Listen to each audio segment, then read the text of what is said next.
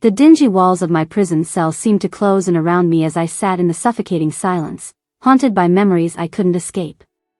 Above me, a single light bulb swayed on its cord, back and forth, the only steady thing in my chaotic world. From somewhere in the distance, a bell chimed, its melodic sound offering a brief moment of comfort, like being wrapped in a mother's arms. Heavy footsteps echoed down the corridor toward my cell, and instinctively, my body tensed, preparing for what was coming. Her voice echoed in my mind, those final words she'd spoken, "I love you, my beautiful angel." The memory of what I'd lost, what I desperately wanted back, played on repeat. The metal door groaned on its hinges as my captor appeared. "On your feet, you worthless piece of trash. Time to prepare dinner," the voice cut through the air like a blade, cold and unfeeling. "Mr. Alexander's in a foul mood tonight, so you'd better make it perfect," he added with a grunt. I gave a silent nod, slowly pushing myself upright. My tangled hair fell like a curtain around my face, and my bones protested as I shifted position, arms trembling as they supported my weight.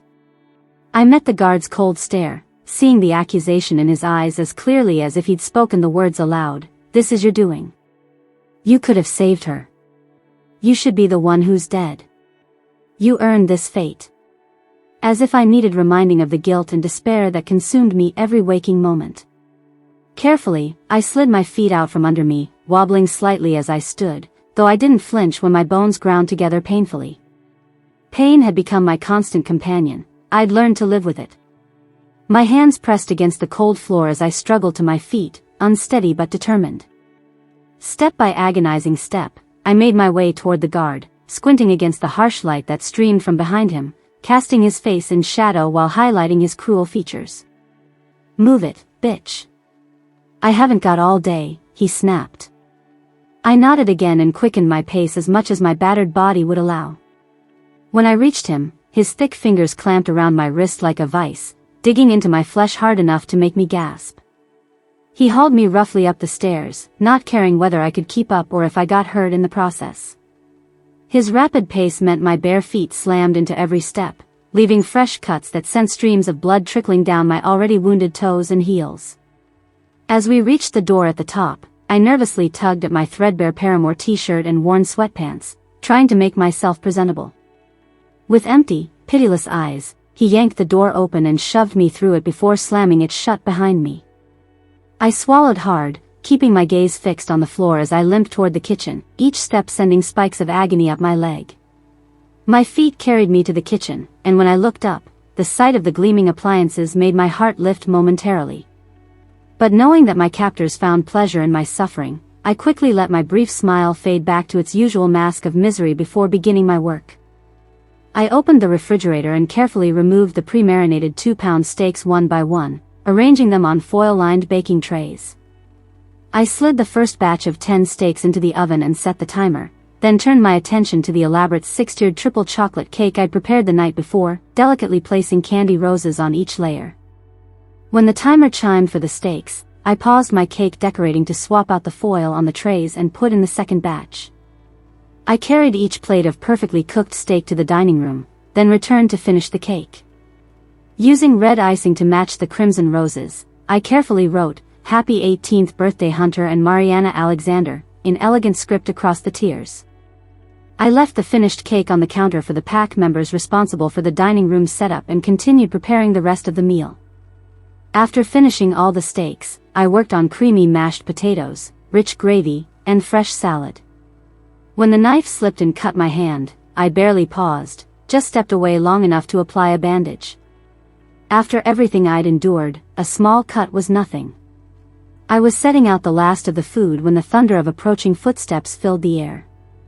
My eyes widened slightly as I scrambled into the corner of the room, pressing myself against the wall. I lowered my head, hoping desperately that they wouldn't notice me, that I could remain invisible. They burst through the doorway like a pack of wild animals, shoving each other playfully as they laughed with genuine joy lighting their faces. Their laughter died abruptly, their footsteps becoming more cautious. "Please, God," I prayed silently, "don't let them see me."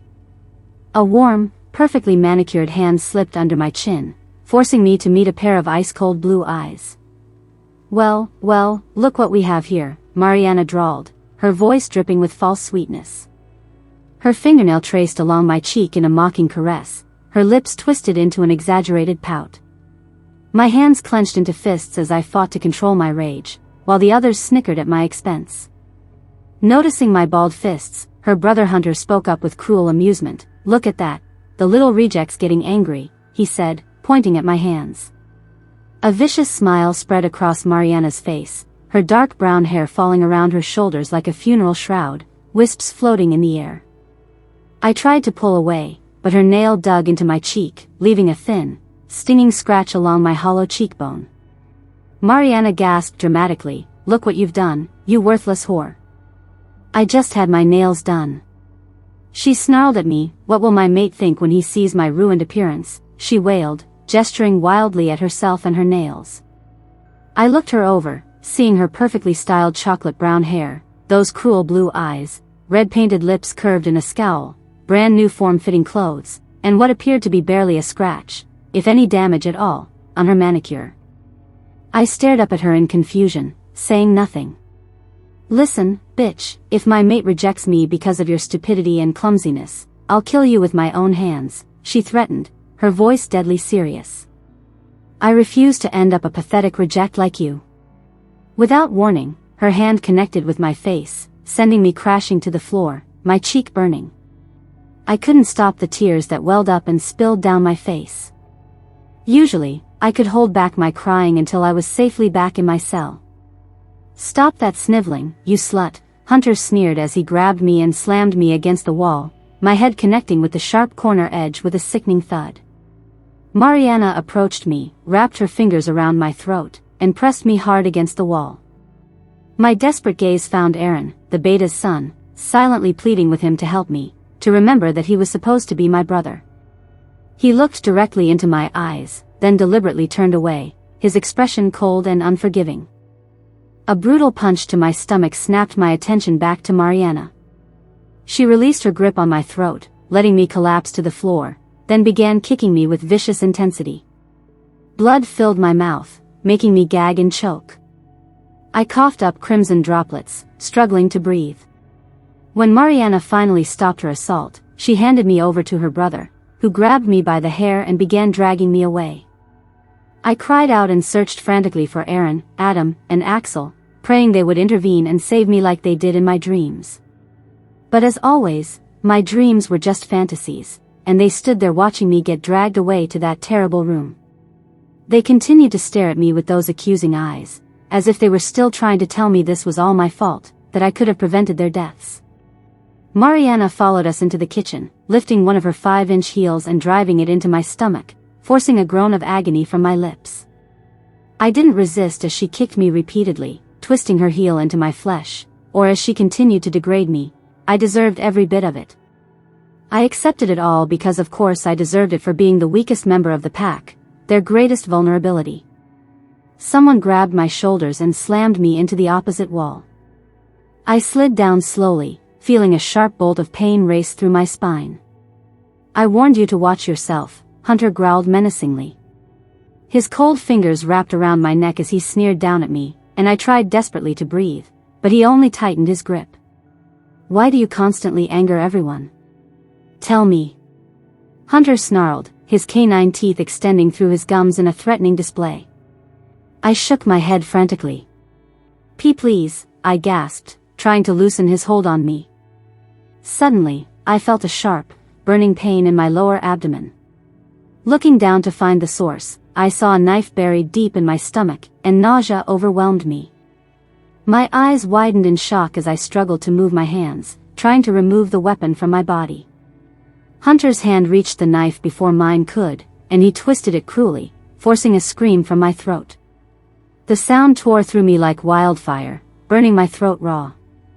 I thrashed against Hunter's grip, my breath coming in ragged pants, blood filling my throat as it tried to escape through my clenched lips. I was experienced enough to keep the blood from overflowing past my lips. The knife pushed deeper into my stomach, slicing through me like I was nothing. My entire life flashed before my eyes, all the pain, the misery, the endless suffering that had consumed me. It wrapped around me like a fog of self-hatred. Why was I so weak? Why couldn't I defend myself? Why had I never fought back? Why today? Why? Why? Why? My head snapped back as the stinging pain in my stomach intensified, and I let out another groan of anguish. Hunter roughly grabbed my chin, jerking my face toward his sister. Mariana pursed her lips and spat directly onto my face, looking at me like I was the lowest form of life on earth. "You should never have been born," she said with a sneer. "You bring nothing but pain and misery to everyone around you. You should have died the day you came into this world. You're the reason everything is wrong in our lives." In that moment, I believed every word she said. Hunter carelessly yanked the knife from my body. He ran the bloody blade down my cheek and under my chin, lifting my face to meet his gaze. "Why don't you just die already?" Hunter planted a wet, disgusting kiss on my cheek and left me there in my agony. I collapsed to the floor in a gasping heap, my body shutting down. I felt one final kick aimed at my stomach before I slipped into merciful darkness. Hissing through clenched teeth, I carefully applied disinfectant to my wounds. The stinging sensation was nothing compared to the beating I'd endured earlier. I stuffed a pair of socks into my mouth, then grabbed my dislocated shoulder and popped it back into place with a sharp motion. A single tear escaped from the corner of my eye. Why me? I thought desperately. What did I ever do to deserve this? They should show me respect. I am the beta's daughter. Don't listen to their lies, Savannah. They don't care about us, so why should we waste our energy caring about them? My wolf spoke to me, her voice filled with hatred. My wolf, being a beta herself, despised the way we were treated and never hesitated to show her displeasure. It caused both of us pain to remember our life before death claimed our family. My mother had been serious but gentle in her speech, and incredibly loving. My father was almost her complete opposite, boisterous, loud, and a legendary jokester who could transform any tense or awkward situation into something lighthearted and fun. The only thing they truly shared was their complete devotion to each other and their children. It was as if their souls had been created as two halves of the same whole. I could say with absolute certainty that even if they had been human, they would have found their way to each other. I had 3 older brothers, making me the only girl and the youngest child. My eldest brother Aaron possessed the overprotective and possessive nature that all betas carried, but he was also annoyingly funny and incredibly sarcastic. The second oldest, Adam, was loud and constantly joking around with everyone. The third oldest was my twin brother Axel, who was humble and funny, and had always been my closest friend and confidant. Though if you ever saw him in a fight, you'd never believe he was class president and a straight-A student. The tragedy had struck on my 6th birthday. My parents had just given me a beautiful gold chain necklace as a gift, and I was practically bursting with excitement about the party. I knew I shouldn't have gone to that place alone, but I did anyway. I knew I was breaking the rules by going there without supervision, but I ignored my better judgment. As I walked toward the lake, I didn't notice the shadow that was following me until it was far too late. The wolf launched itself at me without warning. I screamed and fell to the ground, praying to God that I would somehow survive the attack. White-hot agony ripped through my stomach as I hit the ground, the weight of the wolf crushing down on me.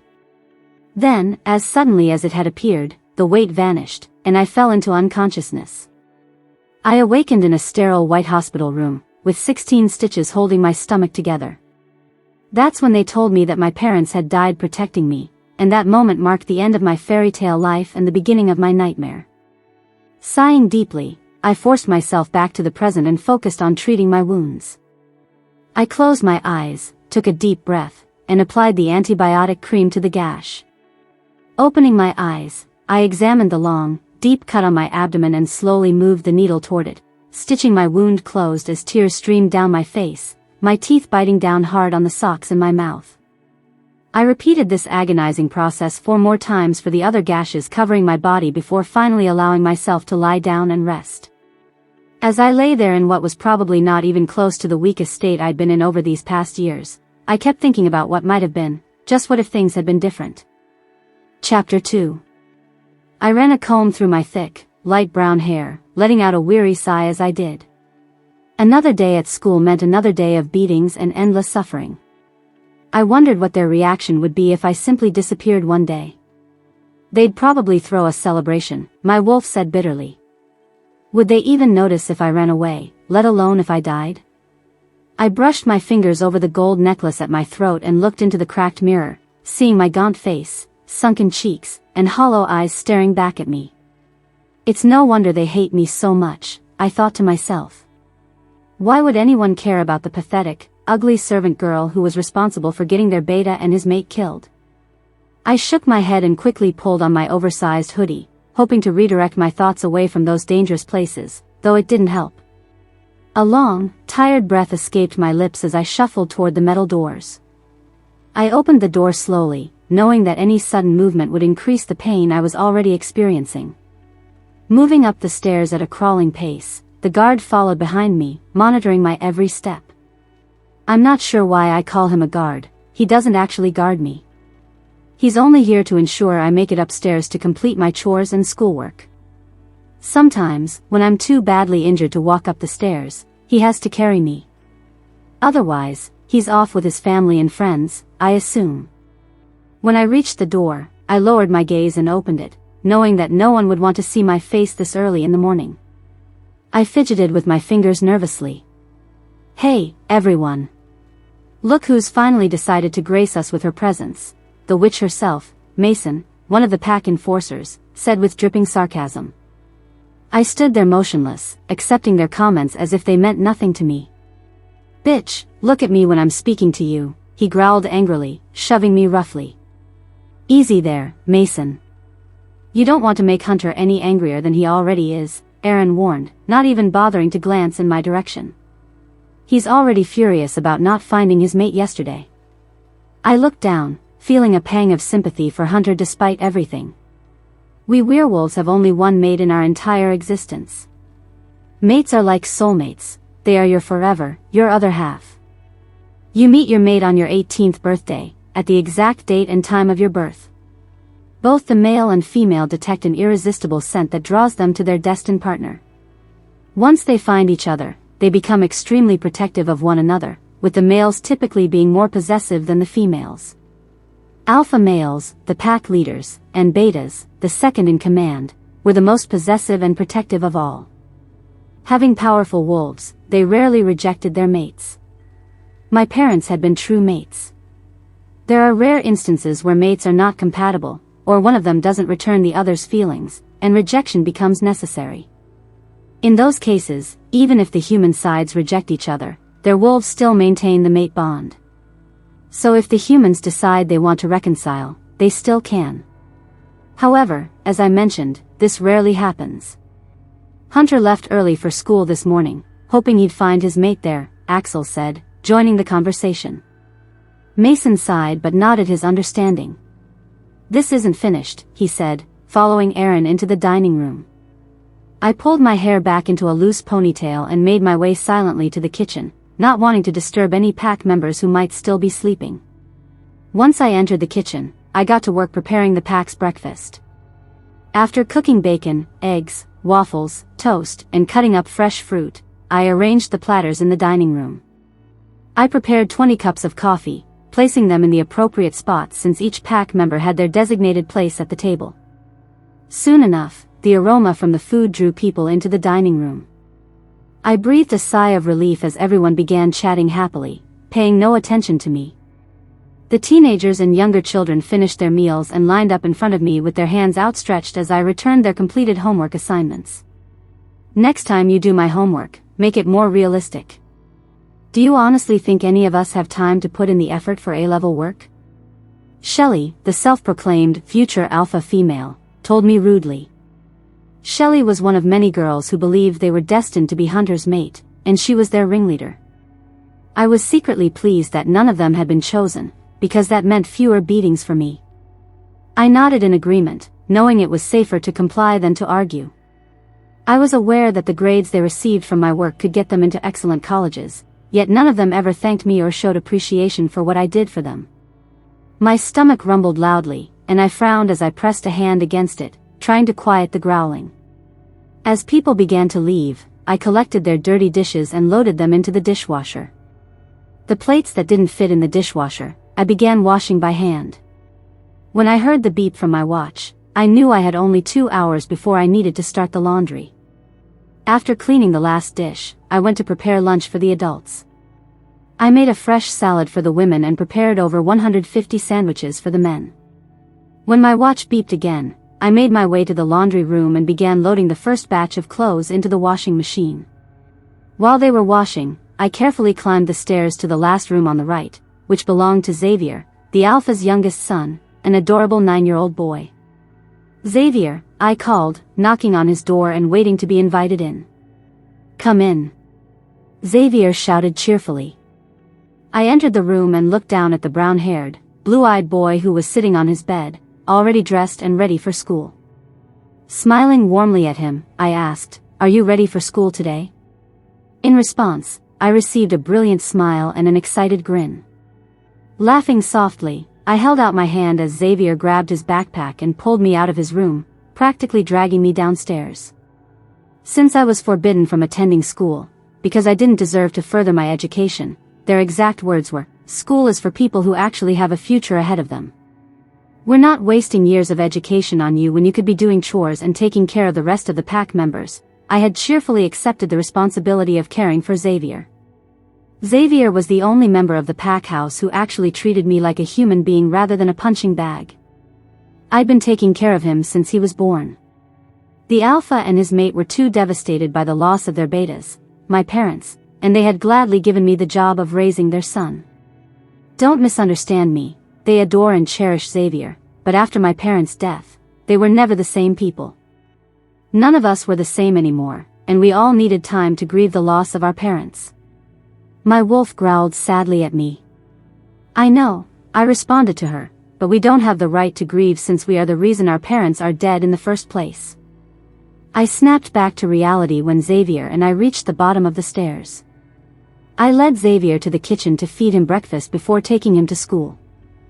"So what do you have planned for today, Xav?" I asked him as I sat down across from him. "Well, I have this huge math test today, and I might ask Lily to have lunch with me," he answered shyly, a light pink blush spreading across his cheeks. "That's wonderful, Xav," I said happily, grinning like a proud mother. He looked down, completely embarrassed. Smiling at him, I gently ran my hand through his hair. "I'm so incredibly proud of you, Xavier," I said, getting emotional. "Really?" he asked hesitantly. Shocked by his question, I stared at him. "Why wouldn't I be? You're a straight-A student, you're funny, charming, and handsome.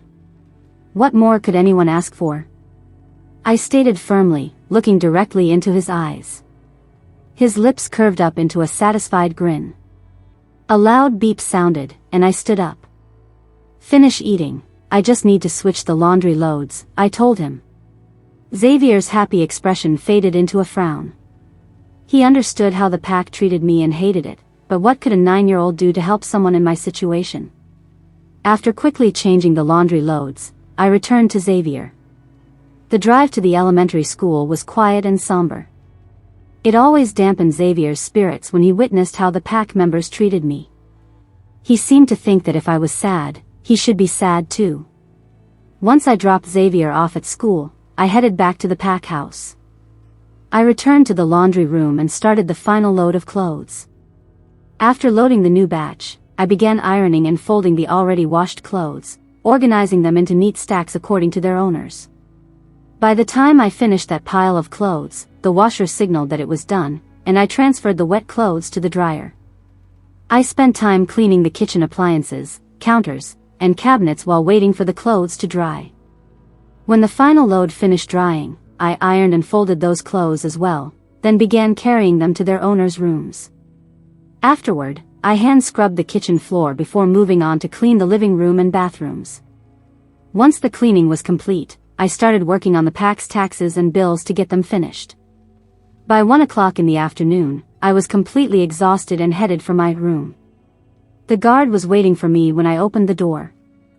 He took my arm and helped me down the flight of stairs. When I reached my room, I discovered a stack of papers and textbooks on the floor next to my cell door. I picked up the books without sighing or complaining and began working on the numerous essays and math problems. Fortunately, for the purpose of completing the pack's homework, I had been provided with a laptop and printer. I moved to my shabby desk, turned on my lamp, and got started on their assignments. Brittany Tanner had written her name neatly on the paper and outlined exactly what assignment I was supposed to complete for her. At 3 o'clock, I had finally finished half of the stack of papers and decided to take a brief break. I logged into my email account and found one message waiting for me. My eyes widened with happiness when I saw who had sent it. Dear Savannah, I'll admit your last email made me furious as hell. They have no right to treat you the way they do. You're their family.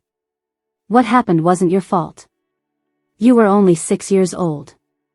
What could you possibly have done to save your family? Your pack is disgusting, and they don't deserve someone like you. You are beautiful, and you know it. Believe me, you've sent me your picture. How can your brothers treat you like this? The way they refuse to defend you is absolutely sickening. I'm sorry, I know you've told me a million times not to insult your pack and brothers, but I can't help myself. You are far too kind and admirable for your own good. Listen, my offer still stands. My entire pack agrees that you should come live with us. I've told them all about you, and they genuinely want you to join our family. Just leave that hellhole and come live with us. I would never allow anyone to treat you the way they do. Your pen pal, Bane Matthews. P.S. How's Xavier doing? Looking at the email, I had no idea how to respond to him. I couldn't believe that Bane's pack actually wanted me to live and join their family. Someone actually wanted me. Tears filled my eyes as I smiled through them. Glancing at the clock, I quickly closed the computer screen and headed for the stairs. It was 3:15, and I had to go pick up Xavier. Slipping into my beat-up Acura, I drove to Xavier's school, managing to arrive just as the dismissal bell rang. Xavier ran toward the car with an excited grin on his face and a note clutched in his hand. Hey, Kai. Xavier greeted me happily. Hey, Xav, I responded warmly. Who's that note from? I asked playfully, glancing at him occasionally while driving. A bright red flush filled his cheeks as he stared down at the note, a silly grin spreading across his face. It's from Lily, he mumbled, looking down at his lap. What? I didn't catch that, I said, teasing him. He sighed, his fingers playing with the note in his lap. It's from Lily, he repeated more clearly. There, I said it, he grumbled. I laughed at how embarrassed he sounded. Well, what does it say? I asked while wiggling my eyebrows as I turned right, heading toward the grocery store. She wanted to know if I wanted to go see a movie with her on Saturday, he whispered, a smile returning to his lips. Wow, that's only 2 days away. You fourth graders work fast, I said teasingly, earning a smile in return. While the rest of us are going online to find dates, you kids seem to get them within minutes in real life, I added jokingly. You're getting old, Kai, Xavier teased back. Once we arrived at the grocery store, I grabbed a shopping cart and began walking through the aisles, gathering all the ingredients needed for tonight's dinner, lasagna. Why do you have to do everything in the house? Why do they treat you this way, Kai? I hate seeing this, Xavier declared as he noticed one of my bruises with disgust. It's just the way things are, Xav, I told him quietly, not wanting to upset him further. I made a terrible mistake when I was younger, and this is my punishment. But it was an accident, right? He asked. I nodded in response. Then why are you being punished for it? I shrugged my shoulders, unable to give him a satisfactory answer. Let's get going, I said quietly, heading toward the checkout counter. Chapter 3. I carried the final tray of lasagna out of the kitchen, leaving it for the other pack women to take to the dining room where they would pretend they had prepared the meal themselves. I made my way to Xavier's room, carrying a small plate of the cooked dinner and a tall glass of water. Knock, knock, I said as I entered with a gentle smile. Hey Kai, come on in. I just finished my homework, Xavier said, closing his spiral notebook. Thanks for helping me study before my test yesterday. Your notes really helped me ace it. I nodded and placed the glass and plate in front of him, smiling warmly as I felt satisfied knowing I had helped him succeed with his studies. Hey Kai, do you ever wish you could go back to school? I froze momentarily at his question before softly responding, yes, I do, but it's impossible. I don't have time to attend school and complete all my responsibilities here. His expression fell at my answer. He opened his mouth to speak, but I interrupted him. Xav, please finish your dinner, I pleaded gently. He sighed but nodded anyway. But only if you eat with me, he said, raising an eyebrow and giving me a playful glare, a smile on his face as he negotiated with me. I returned his smile and shared some food with him. When he finished eating, I stood up. All right, bedtime. He pouted dramatically. But Kai, I'm 9 years old now. I don't need a bedtime anymore. Yeah, that pout really supports your argument, I told him, laughing. His pout deepened even more. Okay, my little man, time to get some sleep. I love you, Kai. I wish you were really my sister, he whispered. Me too, handsome, I whispered back. But I thought I already was. You are. We're just making it official now, he said, smiling at me. I closed Xavier's door softly behind me after giving him a gentle kiss on the cheek. Walking down the hallway in the dim light, I didn't notice anyone was ahead of me. I collided with a solid chest, nearly falling to the ground, but a strong arm wrapped around my waist and pulled me against a warm, muscular torso. Electric tingles erupted everywhere our bodies touched. We both gasped and looked directly into each other's eyes. His eyes were a pale gray that seemed to pierce straight through to my soul. His skin was lightly tanned, giving him an almost luminous appearance. Dark brown hair fell in tousled waves across his head. His soft pink lips were full and slightly parted, looking so inviting and moist that they called to me. Mate, we whispered simultaneously, his voice deep and masculine. The only thing that shattered the moment for me was realizing that my mate was Hunter Alexander. His arms tightened, pressing me completely against his bare chest. Mine, he murmured possessively. Using his index finger, he tilted my head up so our eyes could meet. I felt incredibly warm, and his touch felt absolutely perfect. Lowering his head to my ear, he began gently sucking on my earlobe. I couldn't suppress a moan, which made him smirk against my skin. He pressed me back against the wall and began intoxicatingly kissing down my neck toward my chest. He started to lift my shirt, and I felt like I was floating on cloud 9. For the first time in my life, I felt truly alive. His hands trailed down my back as he lifted me up, and I wrapped my legs around his lean, muscular waist. He opened a door, and suddenly I found myself on a soft bed. I began moaning when Hunter started sucking on my neck where he would eventually mark me as his. His hands roamed freely over my body before finally settling on my breasts. My lips once more, he got up and began putting his boxers and sleep pants back on. I lay there frozen on the bed.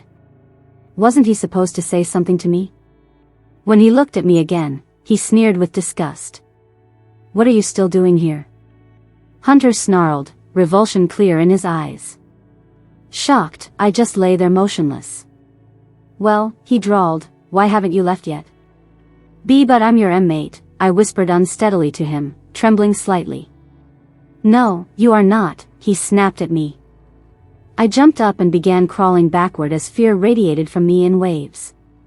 It was just a mistake, get the hell out of my room. The moon goddess wouldn't curse me with such a disgusting, pathetic mate like you. I, Hunter Blake Alexander, reject you, Savannah Rose Armentrout, he said, snarling at me. His eyes turned dark gold, showing how close his wolf was to taking control. Excruciating pain erupted in my heart as my wolf howled in agony from the rejection. Every movement I made caused my heart to pound with anguish. As quickly as I could manage, I got dressed and ran out of the room. Tears streamed down my face as I headed downstairs. I walked down the stairs to the basement, my sobs echoing in the silence. Opening the door to my cell, I sat down on my bed, crying softly into my hands. "You know what we should do?" my wolf whispered to me, her voice breaking as she felt the rejection. "It's time to finally make our life ours." I nodded my head, wiping away my tears. Sitting down at my desk, I took out 2 pieces of paper and began to write. "Dear Xavier, I'm so sorry for leaving you like this, Xav, I truly am.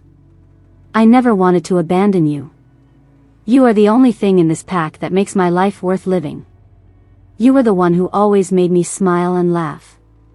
I hope you understand how much you mean to me. You will forever be my little brother. Don't let anyone tell you that you're weak because you aren't, just like I told you this morning. You are funny, charming, handsome, and so much more. I will always be proud of you and whatever you become in life. I'm not leaving because of you, but because my mate rejected me. I knew this might happen, but I had no idea it would hurt this much. As a parting gift, I'm leaving you the necklace my parents gave me for my 6th birthday. I was hoping I would be here for your 10th birthday, but I don't think I could survive here until then. You will always have my love. I hope to see you again. I'll always love you and I'll always be proud of you, little man. Love, your sister. Savannah Rose Armentrout." I sighed as a single tear fell onto the page. I put it in an envelope and labeled it Xavier. "Dear Pack, I have no idea what I did to deserve the way you have treated me, but I've had enough. I am reclaiming my life. The final straw was my mate rejecting me. If you were to ask me why I would even consider leaving the pack, I would answer with, why not? My brothers can't even look at me, much less help me when I get abused by the pack members. Wait, no, you people shouldn't be called a pack. The definition of a pack is family and home, which this place does not and will never provide for me ever again. I hope I never see any of you again. Your faithful servant, Savannah A." I wrote "pack letter" on this envelope. After placing my final letter in its envelope, I started packing my clothes into an old duffel bag. I gathered all the money I had saved, which was about $50, and a debit card I had received when my parents died. It contained about $1,000 my parents had left me, plus another $2,000 I had inherited when my grandparents passed away. I quickly sent Bane an email telling him I would be joining him and his pack, then put my laptop into my duffel bag as well. I shouldered my duffel bag and headed upstairs. Going into the kitchen, I packed some food and placed the pack letter on the marble table. I headed upstairs to Xavier's room quickly before making my way out. When I reached Xavier's door, I felt a rippling pain run through my spine. I gritted my teeth, knowing that only my mate being with someone else could bring me this much agony. Tears flooded down my face. I straightened my shoulders and entered Xavier's room, trying to ignore the sounds coming from the room next door. Both my heart and my wolf's heart broke every time I heard moans from Hunter and his companion for the night. Closing my eyes, I entered Xavier's room, quietly walking toward the sleeping boy. Kneeling down next to the little man, I placed his letter on his nightstand. I slipped off my necklace and carefully placed it inside the envelope. I kissed his forehead, whispering, "I love you, little man," into his hair before standing up. Looking at Xavier, I felt deep sorrow about leaving him.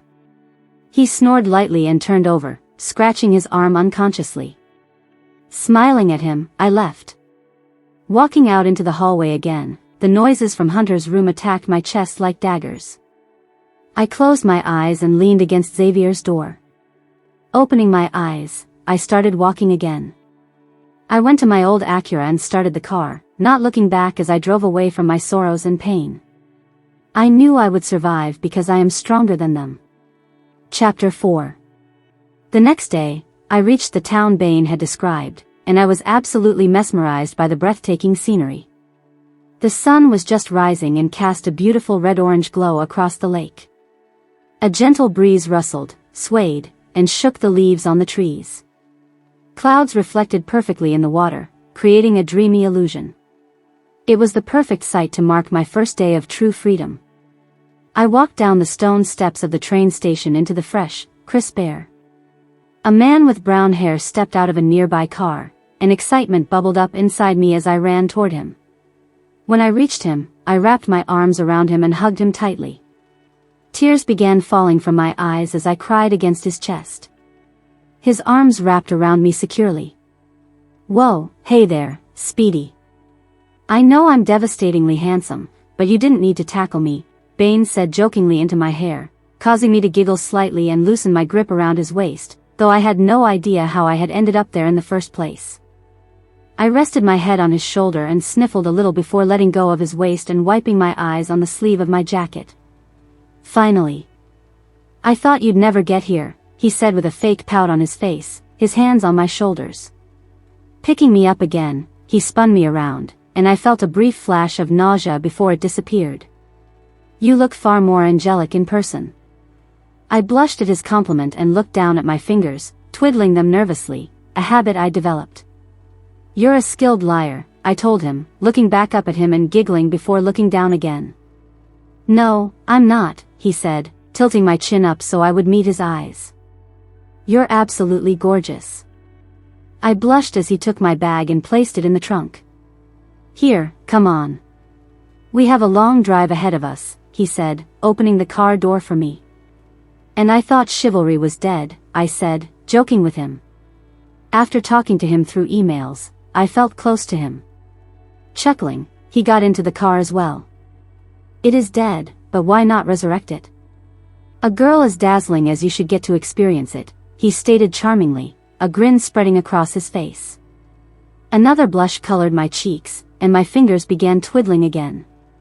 "The pack is really excited to meet you and get to know you," he began, starting the conversation. "My beta and third in command, Ethan and Cooper, almost got in the car with me to come pick you up," he told me, laughing. I wasn't laughing, though. My fingers began twiddling faster at the thought of meeting new people. "Are you certain that you want me in your pack? And that your pack is truly okay with me joining?" I questioned him softly, afraid of his answer. "Like I've told you before, we're thrilled to have you in the pack. No, ecstatic that you're joining us," he answered. "I know you've told me that your pack was abusing you, but what did they do to make you fear everyone and become so self-conscious that you have trouble accepting help, like you don't deserve it? Well, newsflash, Savannah, they are the ones who don't deserve you." His grip tightened on the steering wheel as an angry expression entered his eyes. I stared at him with my mouth open, shocked that someone cared so deeply for me that they became angry on my behalf. No one had ever stood up for me or gotten angry for my sake before. Tears burned behind my eyelids, but I refused to let them fall. I smiled at him as brightly as I could and answered him. "It doesn't matter anymore. I just want to forget everything and move forward with my life." The rest of the drive was spent in comfortable silence, both of us lost in our own thoughts. When we arrived at what I assumed was the pack house, I was completely stunned. The Blood Moon pack house was absolutely huge. "When you're finished admiring our pack house, you might want to see the inside too," Bane told me, chuckling. I sighed and then nodded my head. "Hey, are you sir?" "Savannah. If I wasn't sure, or if I didn't want you in my pack, do you think you would be here right now? Do you think I would offer for you to stay with my friends and family?" Bane asked, interrupting me. I shook my head slightly in amazement. This was the second time he had stood up for me. He nodded and opened the car door, sliding out, then walked around to my side of the car and opened the door for me. "Well, come on. I have a room full of impatient wolves waiting to meet you," Bane said as we walked toward the entrance. Entering the house, no, mansion, took my breath away. The entryway was elegantly decorated in various shades of brown, blue, and white. Bane led me through the mansion to the living room where a group of people was waiting for me. Only one emotion was coursing through me at that moment. Apprehension. Apprehension because I was expecting hostile looks and glares, cruel comments, and violent hands, but all I encountered were friendly glances and genuine curiosity. "Savannah, these are some of the pack members," he said, motioning to two pale-haired, pale blue-eyed siblings. "These are the twins Cooper and Carter Smith." I nodded at them shyly, receiving warm smiles in return. "This is Ethan, my beta," he gestured to the tall, black-haired, dark-eyed guy who was smirking at me. "This is Kane, my brother," pointing out the brown-haired, brown-eyed boy next to him. Now motioning to the black-haired, green-eyed guy, "This is Mason, my third in command. Ethan is the only one besides me who's 18 years old. B. Mason is 17, the twins are 16 like you, and Mason is 17. Ethan and the twins are siblings. And everyone, this is Savannah Rose Romano." "Nice to meet you," I whispered quietly, looking down at my twiddling fingers. Suddenly, I was enveloped in a warm hug between two people. "We've always wanted a little sister," either Cooper or Carter said. "You are absolutely adorable." I didn't know what to say, but I had never felt so happy in my entire life. A tear rolled down my cheek, then another, and then another. One of them noticed my appearance and stepped back. "Hey, what's wrong?" one of the twins asked me. Ignoring him, I turned to Bane. "Hey, I think I'm going to take her up to her room," Bane mumbled, pulling me out of the twins' embrace. He wrapped his arm around me, leading me to a set of stairs. "I'll show you your room, Savannah." Bane led me to a baby blue door, my favorite color. Opening the door, I gasped in amazement. The room was enormous. A queen-size bed in black with white designs sat in one corner, with baby blue drapes hanging from the bedposts. The wall behind the bed was a beautiful cerulean blue. The furniture in the room was dark cherry wood, and a desk was positioned in another corner with drawing supplies arranged on it. My favorite part of the room was the balcony. I could see the lake sparkling in the distance and the entire forest spread out below. "I remembered that you like having a view," I heard Bane mumble to me shyly. I turned toward him and hugged him tightly. "Thank you so much, Bane. No one has ever cared this much for me." This time I wasn't crying, I was beaming with joy. "It's not difficult to be kind to a girl like you," I looked at him, confused. "You're intelligent, funny, witty, and beautiful." I blushed intensely and looked down. Suddenly, I chuckled a little. "You barely know me, yet you treat me better than my own family ever did. Strange, right?" Bane looked at me seriously. "No, it's not strange at all. Whatever they did or didn't do to you was wrong in every possible way. I'm sorry, it's just that no one has ever cared so much about me before," I mumbled into his shirt. He sighed and gently patted my head. "Well, I'll let you get settled and take a bath, but afterward, I'm taking you shopping," he said, changing the subject, which I was grateful for. "Okay," I said to him, picking up my bag from the floor and heading toward my bed. Looking back at him, I smiled warmly. "You have no idea what all of this means to me." He smiled slowly, then nodded and closed the door behind him. I straightened my back and began to unpack. Most of the clothes I had brought were torn and baggy, so I threw most of them away. I took one of my only good pairs of jeans and cut them up so they became dark blue shorts instead. I placed my white t-shirt next to them, grabbed my towel, and headed for the shower. After finishing my shower, I got dressed, placing my credit card and $50 in my back pocket. Shopping, here I come. Chapter 5. Bane took my hand and led me to his car. It wasn't until we reached the shopping center that it occurred to me that I had absolutely no idea what to do. I had never been shopping for anything other than groceries. I was completely out of my element here, and I was internally hoping that Bane would know what to do. However, my wishful thinking proved to be useless, since Bane was just as confused about shopping as I was. Clearly seeing how lost we both looked, a female sales assistant approached us with an eager tone, and I was relieved that at least we had someone who knew what she was doing. "Welcome to Y&I Clothing Boutique. How may I help you today?" she asked in a friendly manner while eyeing Bane with obvious interest, which made me feel uncomfortable because even though I hadn't known him for long, I already considered him a brother. I need some clothes for my friend. Jeans, shirts, skirts, dresses, jackets, shoes, the complete wardrobe, Bane told her. Money isn't an issue. She became very excited at that statement and went to gather items for me. It wasn't long before she returned with an armful of clothes. My eyes widened when I noticed another girl also carrying an armful of clothes following behind her. My grip on Bane's hand tightened when they approached us together, feeling uncomfortable around these two strangers. "It's okay, Savannah. You'll be fine," Bane murmured to me as the girls led me into the fitting room. They organized the clothes into complete outfits and instructed me to come out and model them. My first outfit consisted of a white t-shirt with a gray scarf, jeans with decorative rips on one side, a brown leather purse, sunglasses, hoop earrings, and leather sandals. I stepped out of the fitting room, and the ladies gave me enthusiastic thumbs up, making me smile at their easy acceptance. We repeated this process with every outfit. They rarely rejected any of them, and before I knew it, we were making our way out of the store. "Thank you so much. Please come again," the assistant called after us, clearly pleased with the substantial sale she had made. After leaving the clothing boutique, we went to get school supplies for me. We also visited an office supply store and the Apple store, where I got a new phone, computer, iPod, and new accessories for my desk. The only thing I disliked about the entire experience was that Bane absolutely refused to let me pay for anything myself. "Hey, are you hungry?"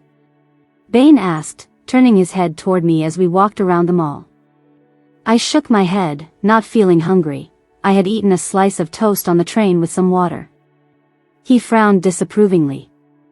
"I didn't want to bring this up, but you're far too thin. I wanted our pack doctor to examine you, but I thought shopping would help you relax and everything because, you know, you're a girl," he ended awkwardly. I couldn't help but laugh at the sheepish expression he kept sending my way. Bane grabbed my hand and brought me to the food court. After looking around, he led me to a Subway restaurant. We returned to the pack house not long after eating, and I had never felt so completely stuffed in my entire life. I must have fallen asleep sometime during the ride home because I woke up in my room. I still couldn't believe that I actually had my own room. Sighing contentedly, I snuggled into my bed, loving the soft, feathery feel of it. As I lay there, a million thoughts raced through my mind. What was my old pack doing right now? Did they even realize I was missing? Does Hunter miss me at all? Do my brothers miss me? And these questions led to even more questions. How will they survive without me? I had handled all of the taxes and bills, laundry, cooking, cleaning, homework, and every other domestic responsibility in that pack. How will they manage without me? A knock on my door pulled me out of my thoughts. "Hey, sleepyhead, are you feeling okay?" Bane asked, walking into my room and sitting on the edge of my bed. "Yeah, I just feel a little nauseous," I answered. He frowned with concern. "Well, the doctor's here to see you," he told me, looking me over worriedly. Facing toward the door, he said, "Come in." The man who entered my room was remarkably fair-complexioned. I'm serious, he had fair hair, fair skin, and even light blue eyes. He looked like a walking nightlight with arms and legs. "Hello, my name is Dr. John Gupta," he told me in a light voice. Seriously, where did this guy come from? Did aliens forget him here when they were collecting specimens? "Hi, my name is Savannah Armentrout," I greeted him half-heartedly, not in the mood to be examined and prodded. "I'll just be doing a routine checkup to assess your overall health," he began, just as Bane left the room. By the end of the examination, I felt thoroughly invaded. I had been poked and prodded in places I never even knew existed on my body. "Okay, Savannah, there's nothing seriously wrong. It's just that physically, your muscles are severely depleted and your body is completely exhausted," he said, sounding hesitant. "There is one more thing I need to do. I need a blood sample to check your blood pressure and other levels." Nodding my head, I extended my arm toward him. He produced a needle, and I thought I was going to faint at the sight of it. "You'll feel a small pinch, and then we're finished," he rambled a bit. "I'll have the results back to you tonight or tomorrow at the latest." "There you go," he said, placing a band-aid on the inside of my arm. "I'll take my leave now." He left, shuffling toward the door. I sighed and leaned back against the pillow as Bane returned to my room. "So, are you okay?" he asked, entering quietly. I nodded my head. The doc said, and I quote, "Physically your muscles are depleted and your body is exhausted," I recited. And speaking of the doc, where did you guys find him? At Lightbulbs, US. Bane burst out with a booming laugh. No, though he does resemble a human flashlight. I began laughing with him too. I heard a commotion outside and immediately went on high alert.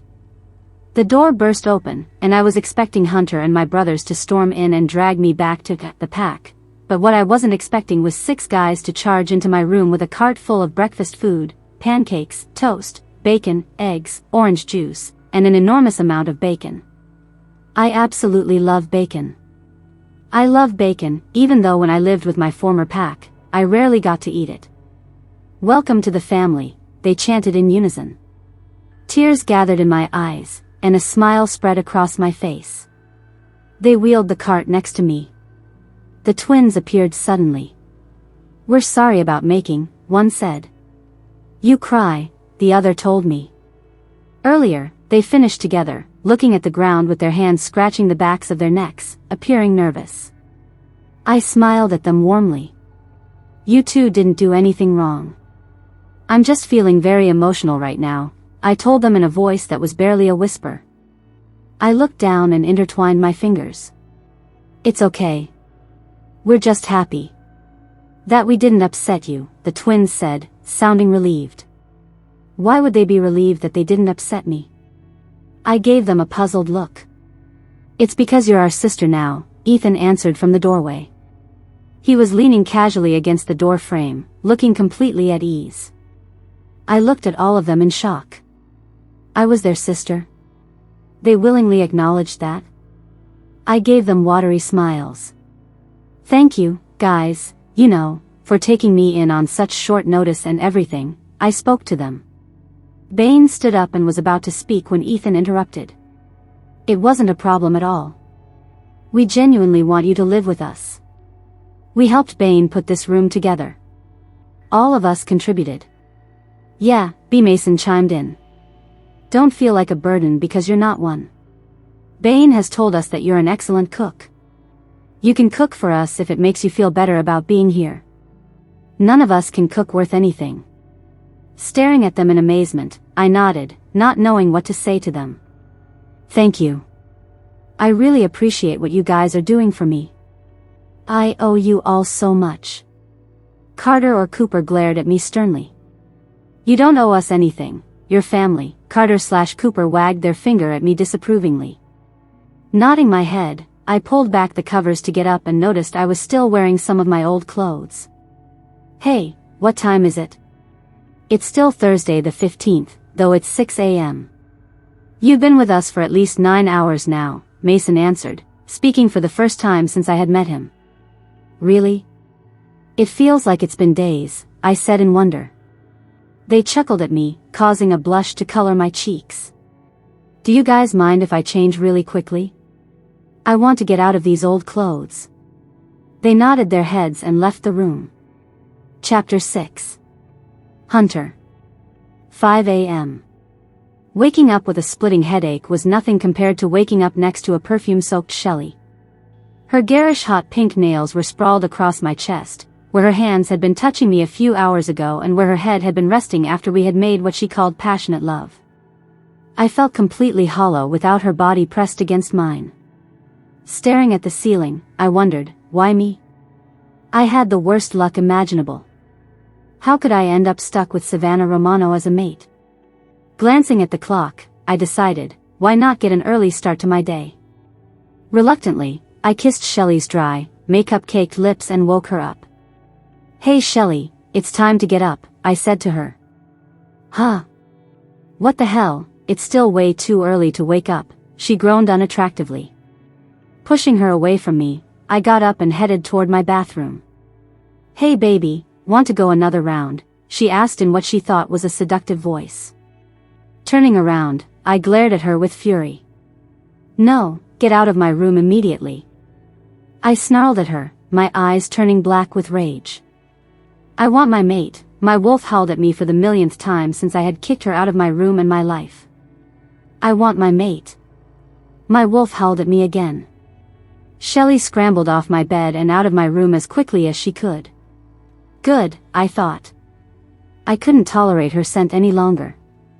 Why do women douse themselves in so much perfume? It's revolting. Our maid didn't wear any perfume, my wolf reminded me, remembering her natural cherry blossom and chocolate scent that made me aroused just thinking about it. Shaking that thought from my mind, I went to my bathroom to take a shower. Coming out of my shower, my thoughts were flooded with images of Savannah and our last and only night together. How could the moon goddess pair me with a mate like her? What had I ever done to earn her wrath? I mean, there was nothing inherently wrong with her except that she had gotten her parents killed and caused our pack to spiral into despair. I knew what we were doing to her was wrong, but stopping our mistreatment of her was like trying to turn off a switch that had been left on for far too long. Even though we had hurt her, mostly Shelley and her group of friends, we had kept her fed and alive. What more could she possibly ask for? She wasn't unattractive either, with her caramel wavy hair, blue-gray eyes, light tan skin, rosy cheeks, and pink lips that begged me to kiss them. My wolf and I began to get excited at the thought of her naked body next to ours. Halfway to the kitchen, I heard angry shouting and crying, which made me walk faster. What the hell was happening? The thought of them hurting my mate made both me and my wolf see red with rage. Walking into the kitchen, the least expected thing happened and my nightmare became reality. She was gone. I suddenly remembered that Savannah, my sweet mate, was gone. Chapter 7. 10 days later. I watched as they laughed and joked around with each other, poking and teasing one another, reminiscing about old times. Why did this scene bring me so much happiness? Was it because I was actually part of this? Well, I was cooking, but it was because I wanted to. Hey, Savannah, you know you don't have to cook, right? Mason asked, sitting on the counter next to me. Like B. Mason said, you're not a burden. I smiled at him somewhat shyly. I was still getting accustomed to them all. I know, but I love cooking, so please let me cook, I told him gently yet firmly. He smiled at me with a lazy look in his eyes. So, what are you making? He asked, looking over my shoulder. Oven roasted tandoori chicken, I told him. My former pack had loved spicy food with meat. Wow, never mind, you can cook whenever you want, he exclaimed, looking longingly at the chicken in the oven. I chuckled softly, which made him look at me in shock and surprise. A smile spread across his face. I'll leave you to the cooking. I better go check on the twins before they end up destroying something, he said, rolling his eyes. I smiled slightly. Maybe I would grow to love this place as my new home. Home was a strange concept for me, even though I had lived in one my entire life. No, that place was never our home, my wolf told me. Home is where you can be yourself without fear, pain, sadness, or emptiness. And that is all we experienced at that place. It was never home, it was our prison, and our jailers were our supposed family members. Even if their wolves never wanted to hurt us, they never stopped their human sides from causing us pain, she added pointedly. You're right, I responded to her. They were never our family. Grinning, I went back to work, enjoying the laughter flowing into the kitchen from the dining room. Here in my home, I feel like I belong. Putting on some oven mitts, I pulled out the delicious chicken and walked out into the dining room, smiling at the confusing yet amusing scene in front of me. Ethan was sprawled across 4 chairs looking half asleep, with a kitten curled up in his lap.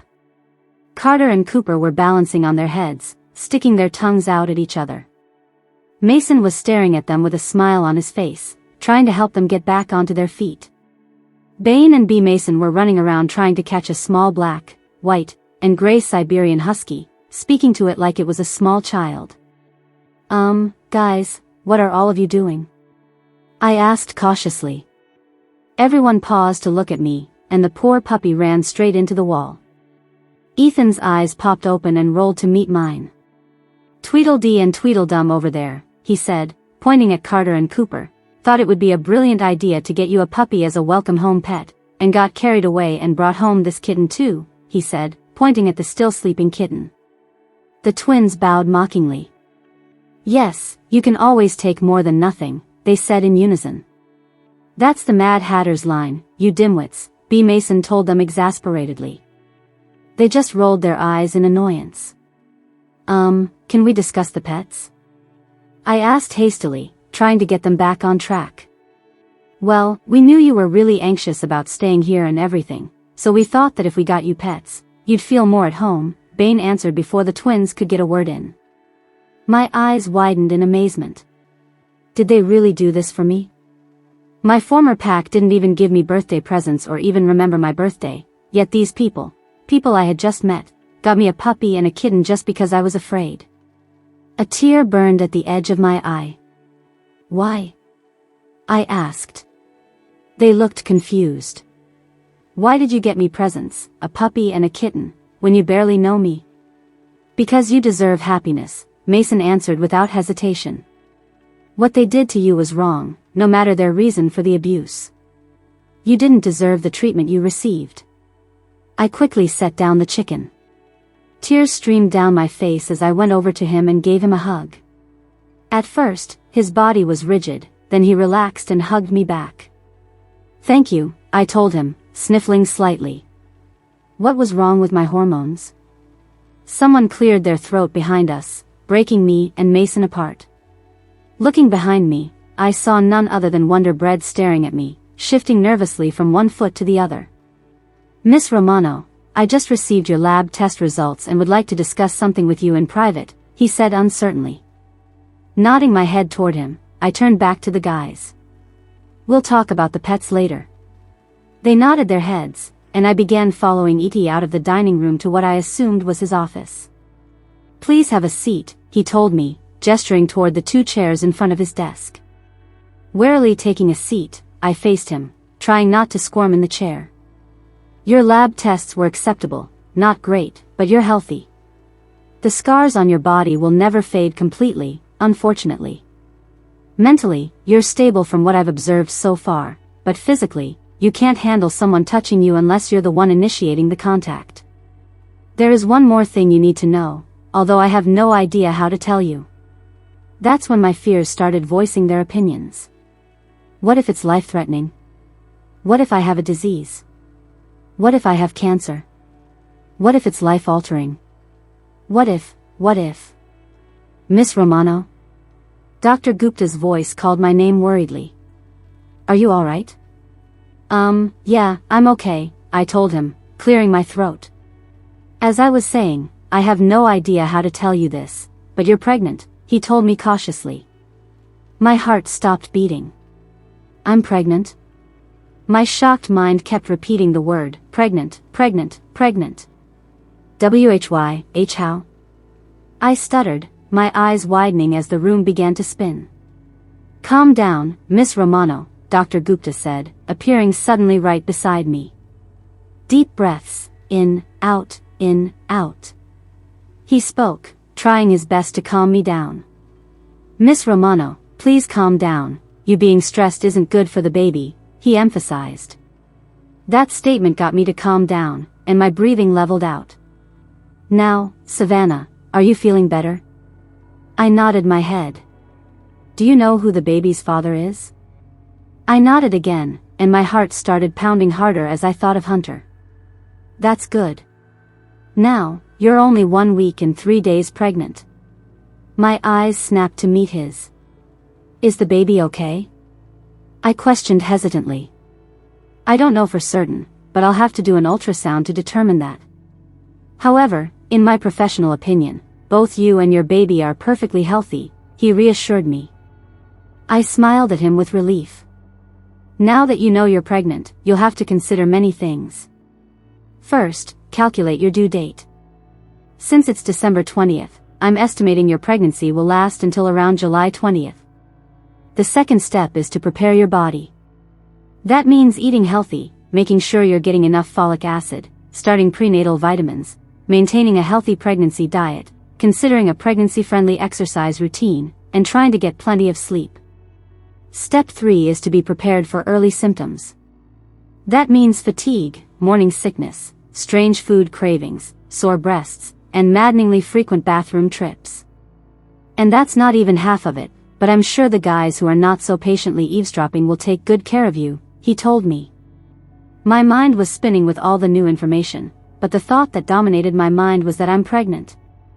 My hand slipped to my abdomen.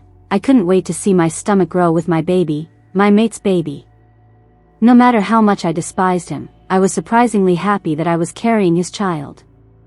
It's only natural, Savannah, he's our mate, my wolf's voice popped into my head. I agreed with her, even though I didn't like it much. Then another question entered my mind. Am I going to tell Hunter? Do I even want him to know?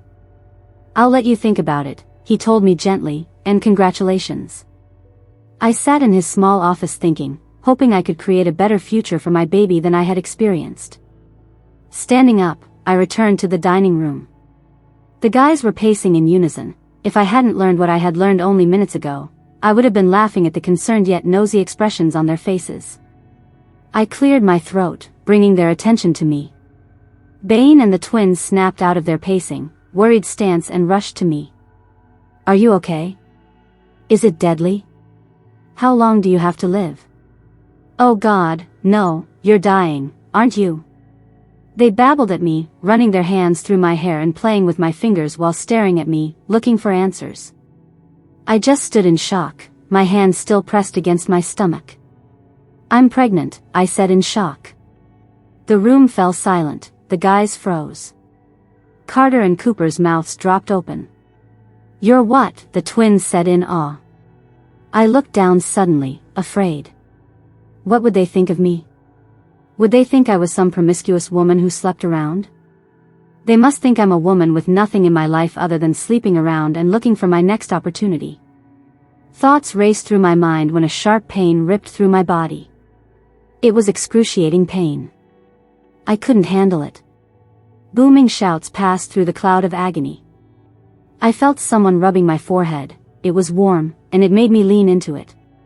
But I could still feel the pain reaching dangerous levels, stealing my breath away.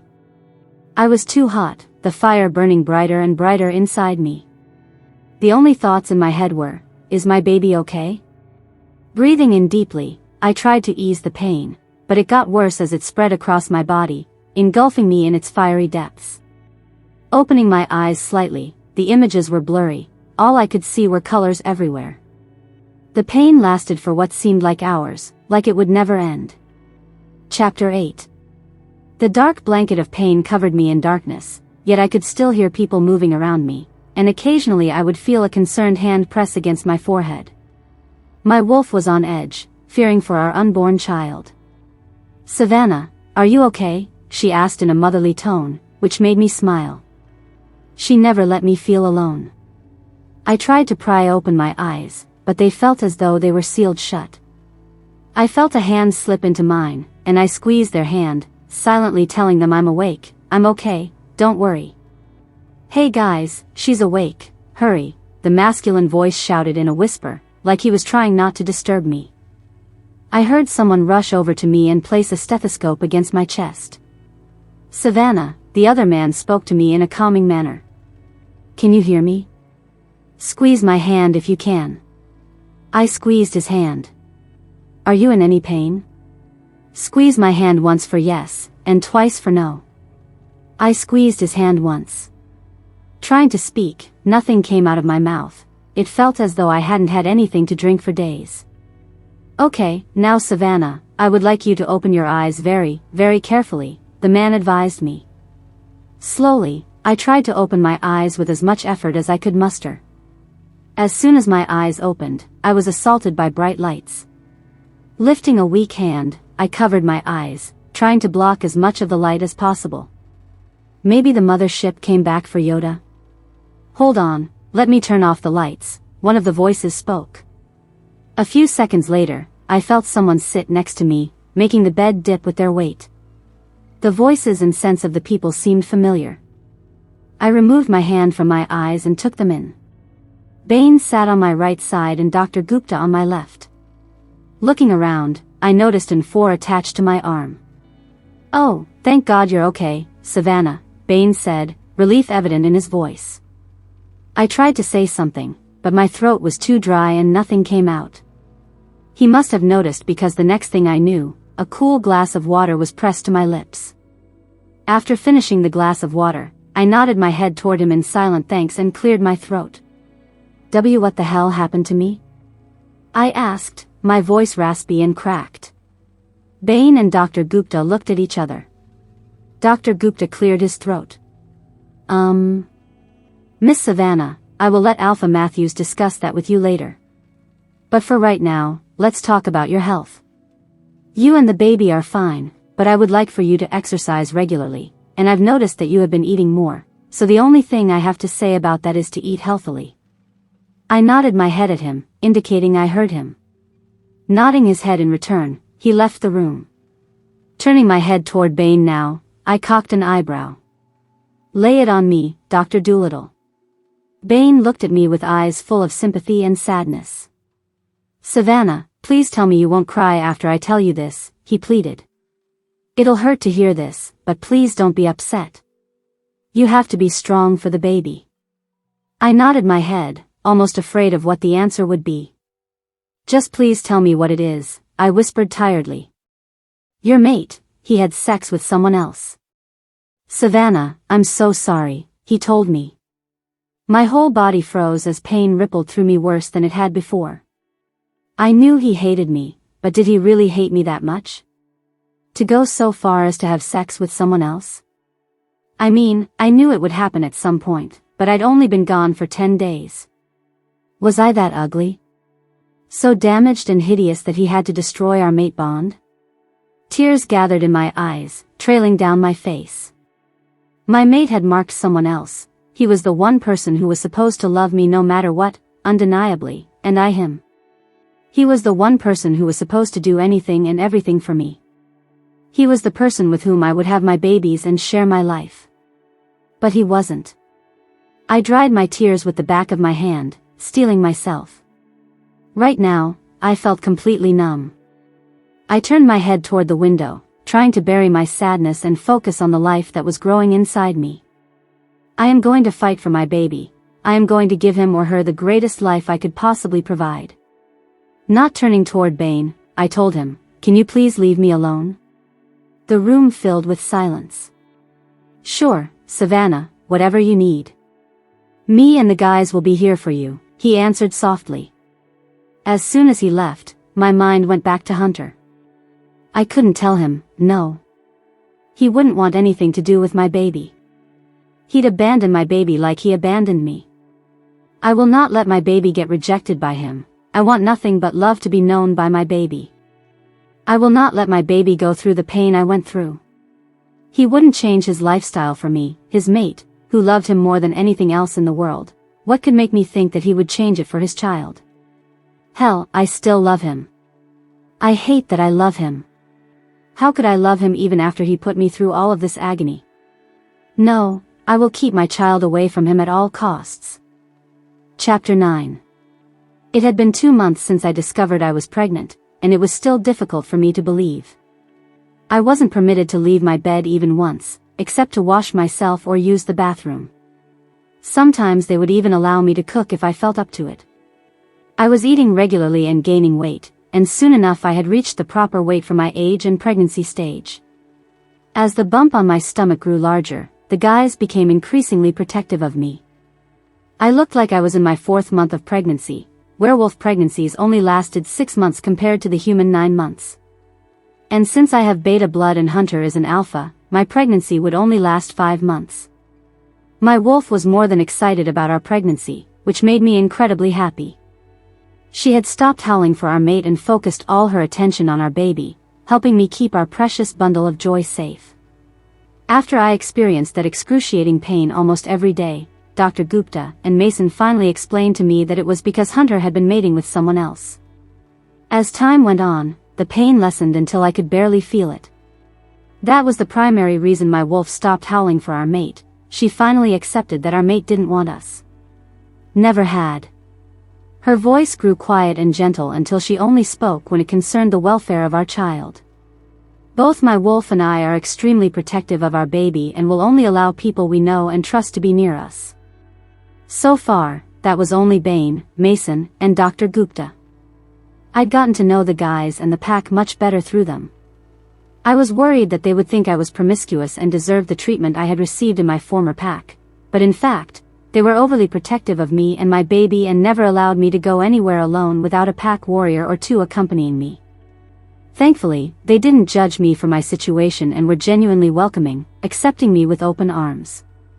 Even Ethan would visit my room occasionally to talk with me. As for the pets the guys had gotten me, I really began to appreciate having them around. I had always wanted to get a pet before, and now I had two. They truly helped me when I felt lonely. Even the cat I named Ricky would curl up in my lap and purr to calm me down. Plus, I could imagine my baby playing with both of them when he or she was old enough. Today I was going to the OB/GYN to make sure my baby was healthy and developing properly. I was excited to have my pup, I just wanted it to arrive already. I had a new reason to live, and although he or she wouldn't have a father around, I would give them all the love they could ever imagine. Feeling something land on my bed, my sketchbook fell out of my hands. Come on. Come on. Come on. Carter whined, landing next to me. Yeah. We have to go to the doctor's appointment, Cooper also whined, landing on my other side. I sighed heavily. Come on. Come on. Come on. They shouted together, tugging on my arms gently. Rolling my eyes, I muttered, "Thank the moon goddess I'm not having twins," quietly. "We heard that," they said, glaring at me. I just smiled at them sweetly. I nodded my head at them and shooed them from my room, throwing on a satin floral tank top that stretched over my belly and comfortable leggings. Quickly brushing my hair into a bun, I slipped on my pink Vans. I stood in front of my full-length mirror, taking myself in, and started to chant to myself, "You can do this, everything will be alright.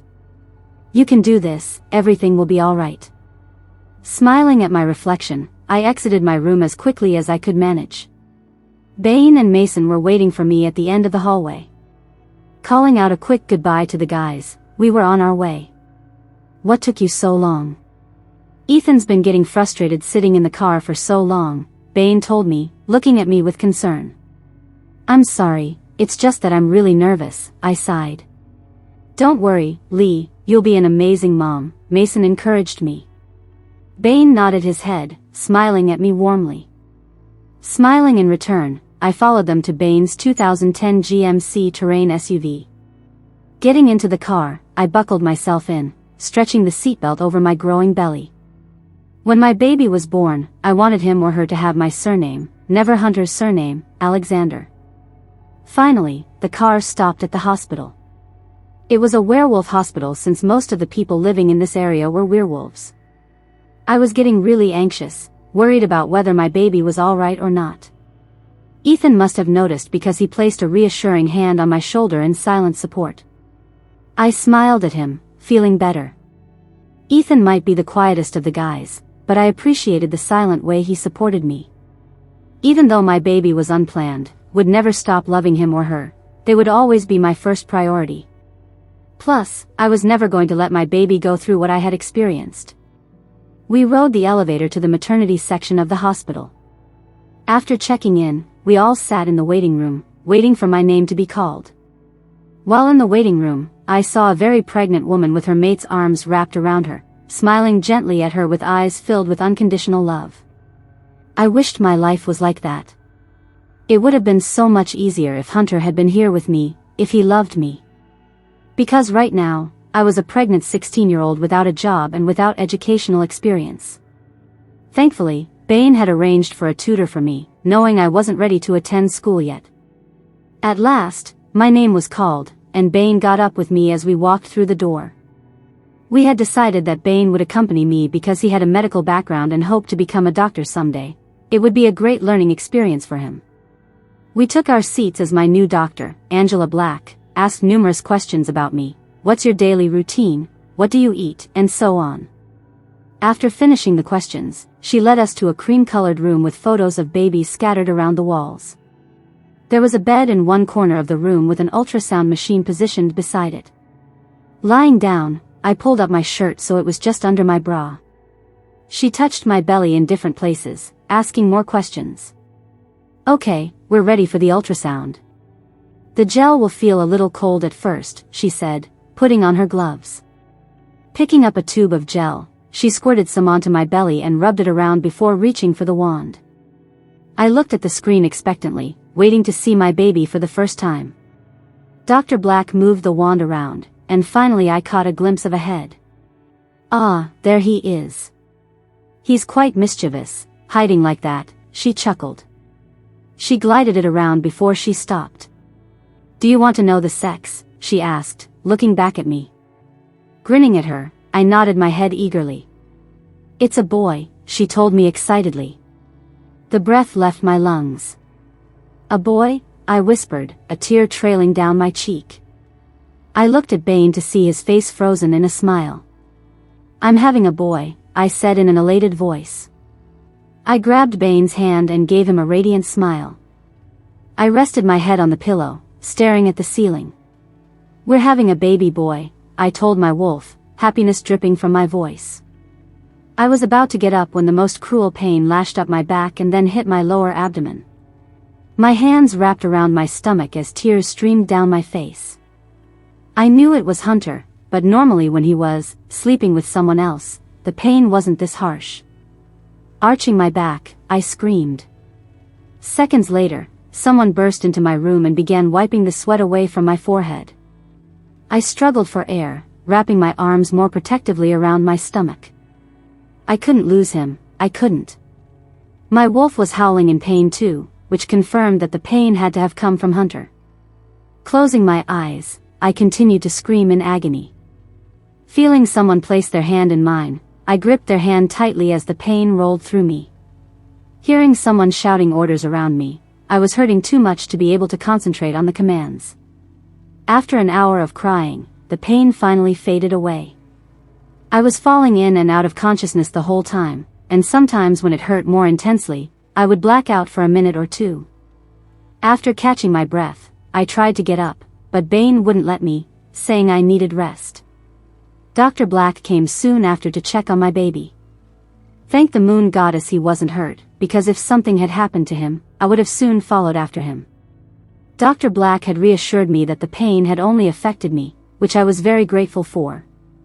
Finally, she left me alone with Bane and B. Mason, who I think was the one who had offered me his hand. How are you feeling now? He asked me gently. Better now that I know my baby boy wasn't hurt, I told him truthfully. I didn't care what happened to me as long as my baby was safe. I rubbed my hand on my baby bump lovingly, looking back up at B. Mason and Bane. What happened to me? I asked them. I already knew it was serious, considering only Bane and B. Mason were here with me. I know you won't like this, no matter how much you hate him, Rosie. Oh no, he used my nickname. But this is going to hurt you, B. Mason started.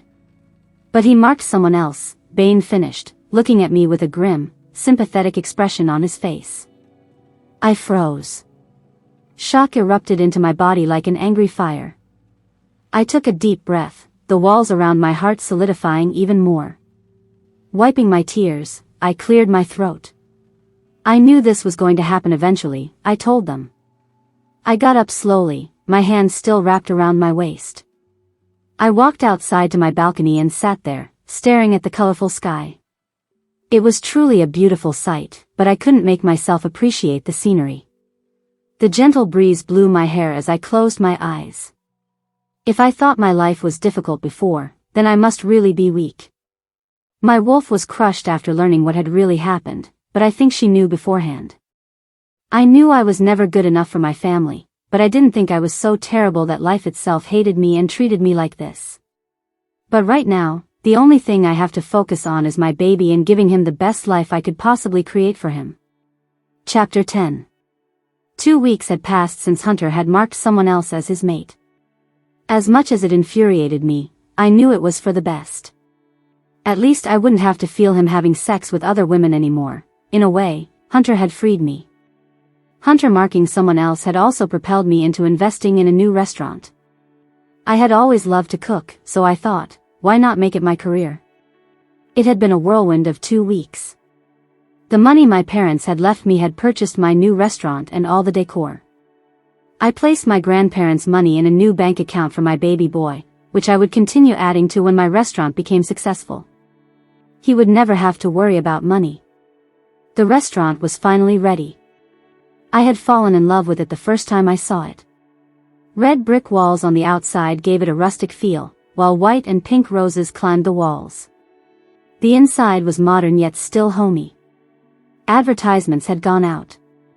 Flyers had been distributed at every corner. Tables had been set, centerpieces artfully arranged. Tonight was opening night. "Stop it, you're making me nervous." Bain reprimanded me. "What if we run out of pasta? Do we have enough wine?" I questioned, ignoring his scolding. "Calm down, Rosie," B. Mason reproved me, plunking me down in a chair. "Yeah, everything. We'll be all right. Because you have us. Handsome devils. As your waiters." The twins chorused, striking a pose that made the guys roll their eyes. Mason handed me a tall glass of water that I drained in seconds. Since Dr. Black and Dr. Gupta had informed them of my poor health and pregnancy, they had been shoving carrots and celery sticks into places I didn't even know existed. "I should go to the front and greet the guests," I said, getting up only to be directed back into my seat again. "Not like that," Ethan gestured to my white chef's jacket and black jeans. "Right, my clothes are in my office." "I'll go change first," I spoke sheepishly, getting up and moving to my office. Walking into my office, I quickly slipped on a nude tank top and pulled up a flowery skirt with gladiator sandals. I was going for comfortable. I took a deep breath and went to the front. The restaurant could easily seat about 40 people comfortably. Walking out, I saw people laughing and chatting. Children were running around with parents shouting at them to sit down. More than half of the tables were full. In this moment, I felt so accomplished. I had never felt this way before. Seeing some people from the pack, I made my way over to them. Madison, Derek, and I had quickly become friends. They already had 2 children, a boy and a girl named Amy and Luke. They were twins. Derek and Madison were mates and had been together since high school. Madison was 23 while Derek was 24. "Hi, Derek." "Hi, Madison. How are you guys doing? Where are Amy and Luke?" I asked as I slipped into a chair across from them, my hand automatically curling protectively around my baby. "We're doing great. My parents offered to watch the kids this afternoon so we could come out and see your restaurant," Derek told me. "Yeah, Savannah, this place is simply beautiful. Every table is full, you look so happy." Madison's eyes were wide and joyful. "The food is delicious, by the way." "Thanks. I used the guys as taste testers, not that they minded," I told her jokingly. "She's not kidding, I've never had so much pasta in my life," Mason said, popping out of nowhere and placing a plate of dessert on the table. Derek and Madison laughed while a blush grew on my face, and I gave Mason a small smile. "Anyway, how's your little cherub doing?" Madison asked, her eyes shifting to my baby bump. "Good, the doctor says everything's fine," I told them. "When are you going to tell us if the baby's a boy or a girl?" Derek asked me. "No, I decided to keep it a secret," I answered, laughing. "But Bain knows," Madison whined childishly at me. "That's because he was there with me, plus I needed someone to do the heavy lifting and help me put my nursery together," I told them conspiratorially. They laughed at my wide-eyed expression. "So you've bought your house yet?" Madison asked. "Yeah, I did," I said, nodding my head. We talked a little more about my new house. I had found it last week, and Madison had helped me decorate it. The back of the house had huge windows facing the forest. The kitchen was in the back where I could cook and admire nature. The kitchen was enormous, with a wide-open layout featuring a breakfast nook and professional-grade appliances, white cupboards, and black granite counters. A huge living room with big, comfy furniture to just sprawl out on. It also had 3 bedrooms upstairs. One was the master suite, another was a nursery, and the last room was going to be a playroom for my little bean. A drawing room for me downstairs. A huge master suite with a fireplace that extended through to the bathroom as well. A big closet with built-in dressers and storage. And the bathroom had big double sinks, a huge shower big enough for more than one person with multiple shower heads. And a huge jacuzzi tub big enough for 4, facing the backyard with a huge window to look out of. Can you just picture it? Laying in the tub while overlooking the forest with a fire in the background. The master suite had a set of French doors leading out to a deck. The bed was wood with iron intertwined in the headboard, footboard, and the finials. It had black and white sheets on it. I couldn't wait to start my new life with my baby there. The only thing left for me to do was decorate the nursery. Bane had agreed to help me with the furniture. I was going to paint the room myself. For once, my life felt right on track. Chapter 11. Hey Savannah, the food's awesome. I love your fettuccine carbonara. You taught your boys well. It's delicious, but I love yours the best, a pack member told me as I passed by his table. I gave him a warm smile. It had been 2 months now since I opened my restaurant. The guys had banned me from working at the restaurant since I looked like a bloated whale. I had saved up a lot of money from my restaurant and was now thinking of opening another one after my baby boy was born. I was due in a week or so now. I couldn't wait to hold my bundle of joy in my arms and watch him grow. The guys and the rest of the pack members had been trying to figure out the sex of my baby for a while now, and only I, Bane, and Dr. Black knew I was having a boy. The guys were terrible at investigating. My puppy Maddie crashed into my legs, making me lose my balance for a second, my heart beating wildly. Bane came running into my office with Ricky, my kitten, in his arms. Oh, sorry, Rosie. I tried to stop him, but he was just so excited, and oh God, are you okay? I'm so sorry. What if you fell and couldn't get up? Oh, I didn't mean that, you're not a turtle. What if you or the baby got hurt? I would never forgive myself. Are you okay?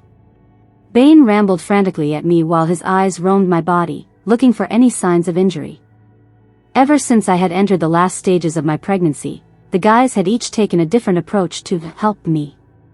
While in reality, it just got on my nerves. Ethan had taken on the silent protector persona and hardly let me out of his sight. B. Mason had become so helpful that he became unhelpful. Cooper and Carter took me shopping whenever they could to get me ready for the baby, to the point that I almost began having fantasies about killing them creatively, mostly with a shopping bag or their credit card, whichever was closer. Mason would read me baby books and watched what I ate like a hawk. He wouldn't even let me have one square piece of Hershey's chocolate. Do you have any idea how difficult it is to not eat chocolate for 2 months? Very difficult. And Bane had become a rambling idiot whenever he got near me. I wondered how Hunter would have acted if we were together and if he loved me. As soon as that thought entered my brain, I shoved it out. It's okay, Bane. It wasn't your fault, I said, trying to soothe him. No, it's not, you could have. I could have fallen and not gotten up again. Or what if the baby and I got hurt? I know what could have happened, but it didn't, right? So why are you so worked up? I said, interrupting another Bane ramble. Bane sighed and nodded his head. Now, are you okay? Are you sure you're not going to have another Bane ramble? I asked him. Bane nodded his head sheepishly. Aren't I supposed to have the ramble attacks and meltdowns? I asked Bane jokingly. He laughed and shook his head. Come on, smartass, I'm dropping you off at your house today. I'm on duty, Bane told me. Ever since I had bought my house, the guys had been taking shifts, so one of them was always there with me in case something happened. Well then, chauffeur, let's go, I said, me and my big belly leading the way. As usual, we took Bane's Audi Q7. We climbed into the car, Bane helping me buckle my seatbelt around my large stomach, and made our way to my house. So how was work? Bane asked. Good. I'm kind of tired, actually, even though I didn't do anything but talk with the customers, check up on the chefs, waiters, and sous chef. I tapped my chin thoughtfully. Oh, and I looked into my financials and how much I earn at the Sanguinum Luna. I can open up another restaurant. I told him excitedly. What are you going to name the new restaurant? Bane asked. Oh, I was thinking of naming it Concilium. You know, Romano in Latin. I told Bane my idea. That's good, he told me, smiling. The pack loves that you named your first restaurant Blood Moon in Latin, he told me. I smiled back at him, happy that I had made my pack happy. Awesome, but can you step on it? I'm so sleepy, I groaned, resting my head back. See, I told you. You don't have to work. We have plenty of money for the pack, Bane stated. How many times have I told you, I want to be a part of the Sanguinum Luna, I rebuked him. And that it's your restaurant, you have responsibilities, blah, blah, blah, Bane shot back at me. Shut up, I muttered, my eyes already closing. You know I'm right, Bane retorted. I didn't want to argue, so I just stayed silent. I was passed out by the time we reached my house. I felt Bane's hands sliding around my back and legs, holding me bridal style. I had always wished to be held this way, though in a different situation, by a different person. Calmed by Bane's familiar stride, I was engulfed by darkness again. It was a Monday morning, I was 11 at the time. The all-too-familiar feeling of piercing cold water crashed into me, hitting me in a harsh and painful wave. The glacial water quickly soaked my thin t-shirt, sweatpants, and bedding as the feeling of my skin burning from the shock of cold caused me to gasp and lurch with fear and agony. Get up. I didn't bother to respond. They pretended not to hear any words that passed my lips anyway, so why bother? It felt like it had been forever since anyone had acknowledged anything I had said. Am I alive? If I am, please kill me. I don't know how long I'd last, I whispered to my Luna. This is no way to live a life. The usual morning greeting had my head spinning and my body tingling. I carefully pulled myself up, trying to make sure my face didn't show any emotion. It just made them more violent. The pack teenagers had just gotten back from school. My head was bowed as they were laughing and smiling. When was the last time I smiled? The thought made me frown, but I regretted not having better control of myself when it got me unwanted attention. What are you frowning at, freak? My brother Aaron sneered at me as Adam's hand came in contact with the back of my head. The force made my head snap downward, coming in contact with my chest, making a horrid snapping sound. Ah, is the freak ignoring us? My twin brother Axel cooed at me, brushing off my pain. Again, I didn't answer, knowing he only wanted silence from me. Aaron pushed me down as the rest of the pack members crowded around us. This always happened after school was out. They got bored. My head bounced off the wooden floor of the living room. He didn't look fazed at all and looked at me with disgust. When he saw what I was wearing, the emotion in his eyes intensified, making my throat close up with emotions. Will you get off the floor? Hunter spat at me.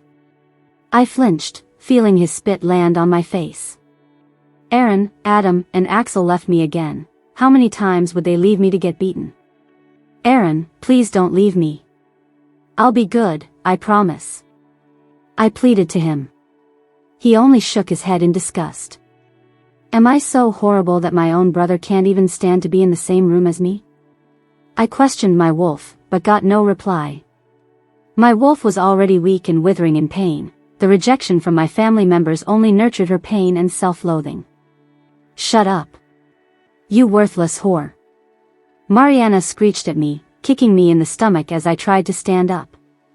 Her bright pink high heels harshly stabbed me in the chest. You're nothing but an ugly bitch who doesn't deserve to live, she said as she continued to tap dance on my abdomen. No, don't believe what they tell you, they're only trying to break us, my wolf said in a weak tone. Even though she was in pain, she was still trying to lift my spirits. We're beautiful, they know that, and you should too. Rough hands dragged me to the stairway and shoved me down. My head hit all of the steps as I went down, and I let out a cry of pain. I heard laughing from every direction, then felt someone start to repeatedly kick my stomach until I started coughing up blood. I screamed out, feeling a sharp object rip through my back, echoing its action repeatedly. I yelled out loud as my back arched in pain, lifting off the ground to move away from the object, but it followed, slashing at my back endlessly, repeating its motion again and again. Soon enough, I didn't even feel the pain. I couldn't hear. Then it all came back, breaking the barrier of ice and releasing an inhuman cry to escape from my lips. They laughed even harder, hearing and seeing my pain. I pried open my left eye to see my brothers standing there with the rest of the pack, laughing at me. That's what hurt me the most, knowing that my brothers saw what they did to me but didn't even care. I lay there feeling the raging pain ripple through my body, paralyzing me. "Savannah, are you okay?" Bane's deep baritone voice asked. His voice was laced with worry, and I knew something bad had happened, knowing that he used my real name and not my nickname. What happened?" I whimpered out, sweat bathing my body. "You don't remember? You were screaming your head off. I thought you were in labor, and all I could think was, holy hell, I'm not ready for this. I came running up here to see you thrashing around your bed while asleep. Then I ran up to you and woke you up, and here we are," B. Mason told me quickly. Any other time, I would have laughed at his cuteness, but right now I felt like crap. Looking over his and Bane's shoulders, I saw that all of the guys were here, anxiously waiting. "Don't worry, it was just a bad dream," I told them softly. "Are you sure?" Mason asked worriedly. "Yeah, because we got some mint chocolate chip ice cream with your name on it." Cam and Carter told me, their eyebrows furrowed together in worry. "And I have a new drawing pad for you," Ethan offered. "I'm fine," I mumbled to them. "But I still want the ice cream and drawing pad," I told them with a mock-serious face. They all laughed. Since I had found out about my pregnancy, I had been drawing things for my baby. Bane and I had finished my baby's room a week ago. I had chosen all-white furniture for the nursery with light blue walls.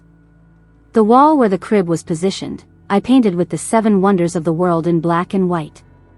I wanted my baby to see the world and thrive in it. The trim was also white.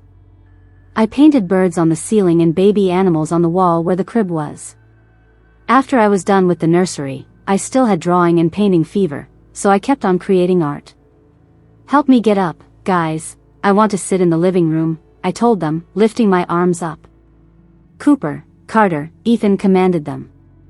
"Yes, big brother dear," they mocked while helping me up. As I took my first step, I felt wetness run down my legs. I turned my head toward the guys, my voice laced with excitement and fear. "I think my water just broke." Thank you for listening to this part of the story. Like, share and subscribe for part 2.